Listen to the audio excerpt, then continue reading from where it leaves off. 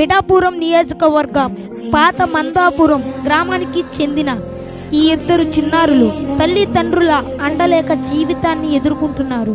Hi friends, నేను మీ అభిషేక్ని.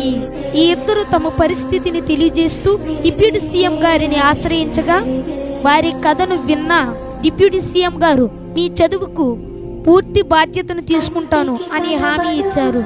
అంతేకాకుండా ఇప్పటి వరకు నివసించడానికి సరైన ఇల్లు లేక ఈ చిన్నారులకు మంచి స్థలం చూసి ఇల్లు కట్టిస్తానని కూడా మాట ఇచ్చారు. ఇది కేవలం సహాయం కాదు, వారి భవిష్యత్తుకు ఒక కొత్త ఆరంభం. ఈ చిన్నారుల జీవితంలో ఇది నిజమైన వెలుగు కిరణం. వీడియో నచ్చితే అభిషేక్ని ఫాలో చేసుకోండి, అలాగే యూట్యూబ్ ఛానల్ కూడా సబ్స్క్రైబ్ చేసుకోండి.